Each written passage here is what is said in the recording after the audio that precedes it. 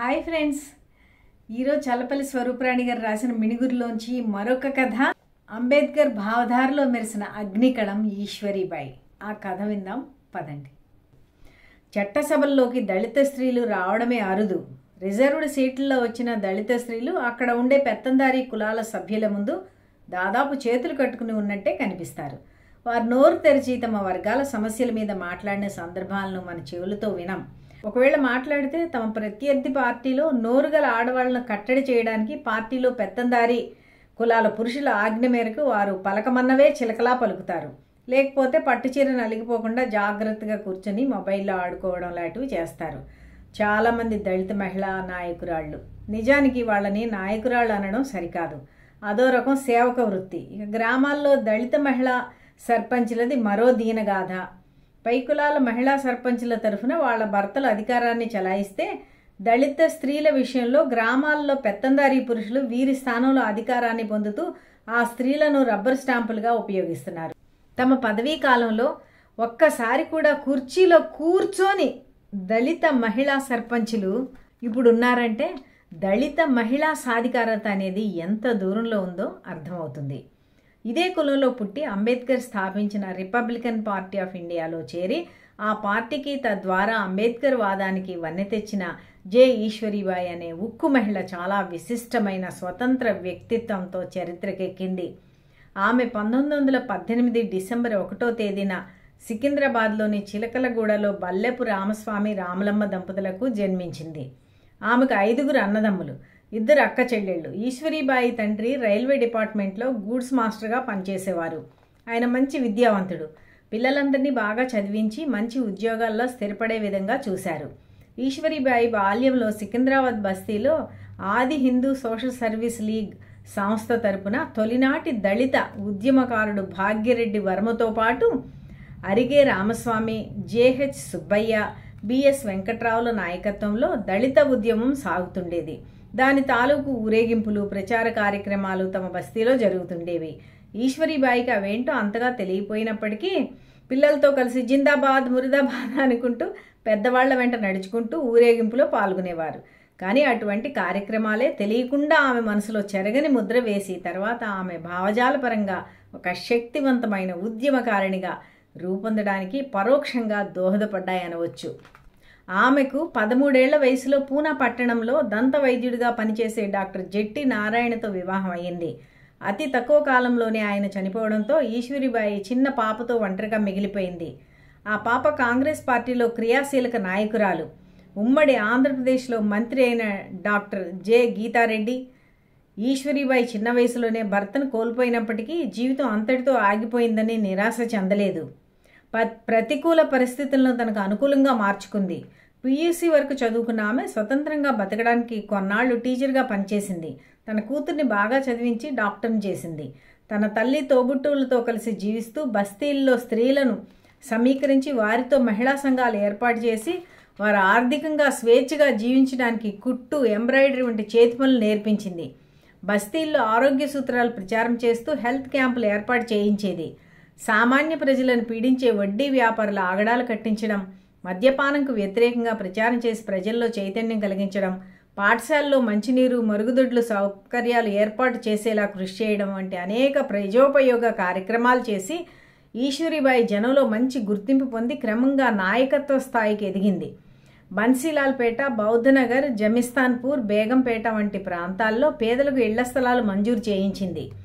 ఈశ్వరీబాయికి అంబేద్కర్ ప్రారంభించిన సామాజిక రాజకీయ ఉద్యమాల పట్ల గొప్ప ఆరాధన, గౌరవం ఉన్నాయి. ఆమె ఆచరణలో పూర్తి స్థాయి అంబేద్కర్ వాది అనొచ్చు. ఆయన మార్గంలో నాగపూర్లో బౌద్ధ ధర్మాన్ని స్వీకరించింది. ఆయన ప్రారంభించిన రిపబ్లికన్ పార్టీ ఆఫ్ ఇండియాలో 1962లో చేరి ప్రత్యక్ష రాజకీయాల్లోకి ప్రవేశించింది. ఈశ్వరీబాయి తమ్ముడు ఉమ్మడి కమ్యూనిస్టు పార్టీతో సంబంధాలు ఉన్న వ్యక్తి కావడం వలన ఆమె ఆ పార్టీ నుంచి కూడా కొంత ప్రేరణ పొందింది. ఆమె మొదట 1952లో సికింద్రాబాద్ మున్సిపల్ కార్పొరేషన్ ఎన్నికల్లో స్వతంత్ర అభ్యర్థిగా పోటీ చేసి గెలిచింది. తర్వాత రిపబ్లికన్ పార్టీ ఆఫ్ ఇండియా నుంచి మొదట 1967లో నిజామాబాద్ జిల్లా ఎల్లారెడ్డి నియోజకవర్గం నుంచి కాంగ్రెస్ అభ్యర్థి సదాలక్ష్మి పైన, రెండోసారి 1972లో అదే నియోజకవర్గం నుంచి కాంగ్రెస్ అభ్యర్థి నంది ఎల్లయ్య పైన వరుసగా 2 సార్లు ఎమ్మెల్యేగా గెలిచింది. ఈశ్వరీబాయి మారుమూల అటవీ ప్రాంతాల్లో, కుగ్రామాల్లో, పట్టణాల్లోని మురికివాడల్లో తిరిగి ప్రజల సమస్యలు తెలుసుకుని పరిష్కరించేది. తెలంగాణలోనే కాక ఆంధ్ర ప్రాంతంలో కూడా ప్రజలతో, ఉద్యమకారులతో ఆమెకు మంచి సంబంధాలు ఉండేవి. ఆమె ప్రభావంతో అమలాపురం నుంచి బివి రమణయ్య రిపబ్లికన్ పార్టీ నుంచి పోటీ చేసి గెలవడం విశేషం. ఆంధ్ర ప్రజల్లో ఈశ్వరీబాయికి ఇందిరాగాంధీ అంతటి గుర్తింపు ఉంది. 1968లో కృష్ణా జిల్లా కంచిక చెర్ల గ్రామంలో దళిత యువకుడు కోటేశును అక్కడి భూస్వామ్య కమ్మ కులస్తులు సజీవ దహనం చేసిన సంఘటన దళిత ఉద్యమ చరిత్రలో కీలకమైన ఘట్టం. ఈ అంశంపై ఈశ్వరీబాయి అసెంబ్లీలో స్పందించిన తీరు చరిత్రాత్మకం. చర్చలో తిమ్మారెడ్డి అనే వ్యవసాయ శాఖ మంత్రి మాట్లాడుతూ, దొంగతనం చేస్తే కాల్చి చంపక ముద్దు పెట్టుకుంటారా అని అనడంతో ఆమెకి పట్టరాని కోపం వచ్చింది. ఎవడ్రా ఆ కూత కూసినవాడు అని కాలు చెప్పు అతని పైకి విసరడం సభను ఉలికిపాటుకు గురి చేసింది. ముఖ్యమంత్రి కాసు బ్రహ్మానందరెడ్డి కలుగజేసుకుని ఆమెను బ్రతిమలాడి శాంతింపజేయడం చరిత్ర. ఆమె ఈ సాహసంతో దళిత ఆత్మగౌరవాన్ని 1960వ దశకంలోనే ప్రపంచానికి చాటి నిజమైన అంబేద్కర్ వాది అనిపించుకుంది. ఈశ్వరీబాయి శాసనసభ్యురాలిగా నిత్యం ప్రజా సమస్యల మీదనే మాట్లాడి వాటి పరిష్కారం జరిగే వరకు ఎవరినీ వదిలేది కాదని, ఆమెతో పాటు శాసనసభ కార్యక్రమాల్లో పాల్గొనడం ఎంతో అర్థవంతంగా ఉంటుందని మాజీ ముఖ్యమంత్రి కె రోషయ్య గారు పేర్కొన్నారు. గ్రామాల్లో దళితుల పట్ల అంటరానితనం పాటిస్తూ 2 గ్లాసుల పద్ధతి అమలుపరచడంపై ఆమె తీవ్ర ఆగ్రహం వ్యక్తం చేసేది. దళితులపై దాడులు జరిగిన సందర్భాల్లో ఆమె వారికి న్యాయం జరిగేదాకా పోరాడేది. మహాత్మా గాంధీ 100వ జయంతి సందర్భంగా రాష్ట్రంలోని బంజరు భూములను దళితులకు పంచేలా ప్రభుత్వాన్ని ఒప్పించింది. షెడ్యూల్డ్ కులాల పరంగా హరిజన అనే పదాన్ని తొలగించాలని వాదించింది. ఆమె కామారెడ్డి చేపల చెరువుపై మత్స్యకారుల హక్కుని పునరుద్ధరించడం కోసం ఎంతో కృషి చేసి సాధించింది. అలాగే సాంఘిక సంక్షేమ హాస్టల్లో ఆడపిల్లలకు ప్రత్యేక అదనపు సమస్యలు, అవసరాలు ఉంటాయని వారికి కాస్మెటిక్ ఛార్జీల రూపంలో మగపిల్లల కంటే ఎక్కువ స్కాలర్షిప్ను మంజూరు చేయించింది. అది ఇప్పటికీ కొనసాగడం విశేషం. ఆమె స్త్రీ శిశు సంక్షేమ సంఘానికి అధ్యక్షురాలిగా కూడా ఎంతో క్రియాశీలకంగా పనిచేసి పేద స్త్రీల అభ్యున్నతి కోసం కృషి చేసింది. ఆంధ్రప్రదేశ్ అసెంబ్లీలో సభ్యురాలిగా ఉన్నప్పుడు ఆడపిల్లలకు 8వ తరగతి వరకు నిర్బంధ ఉచిత విద్య అందించడానికి ప్రభుత్వం చట్టం తెచ్చే విధంగా కృషి చేసింది. ఆమె గ్రామాన తిరిగి ప్రజలకు తాగునీరు, వ్యవసాయదారులకు సాగునీరు సక్రమంగా అందే విధంగా చర్యలు చేపట్టేది. ఆమె 1969 ప్రత్యేక తెలంగాణ ఉద్యమంలో క్రియాశీలకంగా పాల్గొంది. చెన్నారెడ్డి నాయకత్వంలో ఏర్పడిన తెలంగాణ ప్రజాసమితికి వైస్ ప్రెసిడెంట్గా 10 జిల్లాల్లో పర్యటించి ఉద్యోగాల్లో, నీటి పంపకాల్లో తెలంగాణకు న్యాయమైన కేటాయింపుల కోసం జరిగే న్యాయమైన ఉద్యమాన్ని అప్రజాస్వామికంగా అణచివేయడాన్ని ఆమె తీవ్రంగా నిరసించింది. అలాగే ఆమె శ్రీకాకుళ ఉద్యమానికి కూడా పూర్తి స్థాయి మద్దతు తెలిపింది. ఆ ఉద్యమంలో అరెస్ట్ అయి ఉద్యోగాలు కోల్పోయిన వారికి తిరిగి ఉద్యోగాలు వచ్చేలా కృషి చేసింది. ఈశ్వరీబాయి పట్టణంలో చదువుకున్న కుటుంబంలో పుట్టి పెరగడం వల్ల ఆమె ఇంగ్లీషు, హిందీ, ఉర్దూ భాషల్లో అనర్గళంగా మాట్లాడగలిగేది. జాతీయ స్థాయి నాయకులు ఇక్కడికి వచ్చినప్పుడు ఆమె వారికి అనువాదకురాలిగా ఉండడమే కాక ప్రజల సమస్యలను వారికి తెలియజేసి పరిష్కరించేలా చేసేది. ఆమెకు కాంగ్రెస్ పార్టీ ఎన్ని పదవులు ఇస్తామన్నా ఆమె వారి ప్రలోభాలకు లొంగకుండా చివరి వరకు రిపబ్లికన్ పార్టీ మనిషిగానే తన రాజకీయ గుర్తింపును నిలబెట్టుకుంది. కాంగ్రెస్ దొరలు దొరసాన్ల పార్టీ అని విమర్శించేది.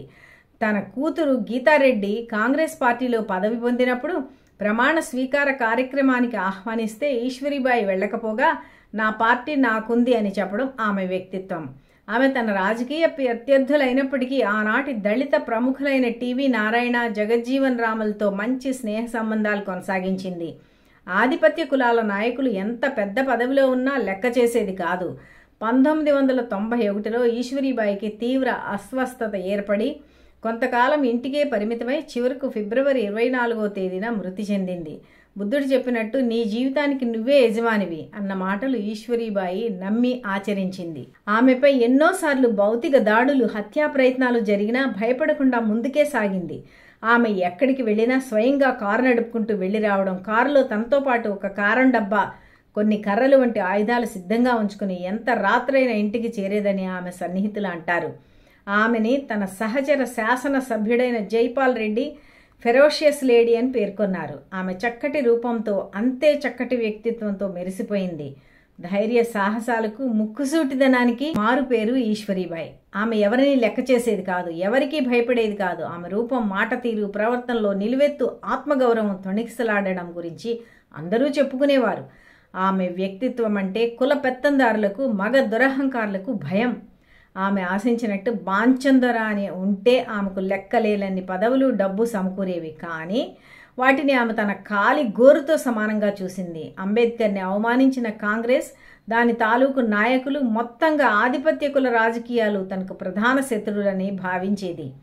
ఆమె బాబాసాహెబ్ అంబేద్కర్ ఆశించిన ఆధునిక స్త్రీ రూపం. అక్షరాల అంబేద్కర్ వారసురాలిగా నిప్పులా బతికింది ఈశ్వరీబాయి. దళిత స్త్రీ చైతన్య స్ఫూర్తి. విన్నారు కదండి, ఈశ్వరీబాయి గారు ఒక ఫైర్ బ్రాండ్. మహిళ అంటే ఇలా ఉండాలి అని చాటి చెప్పిన ఆమె జీవిత చరిత్ర ఎంతో మందికి స్ఫూర్తినివ్వాలని నేను కోరుకుంటున్నాను. ఈ వీడియో మీకు నచ్చితే లైక్ చేయండి, కామెంట్ చేయండి, సబ్స్క్రైబ్ చేయడం మర్చిపోకండి. మీ ఫ్రెండ్స్ కూడా షేర్ చేయండి.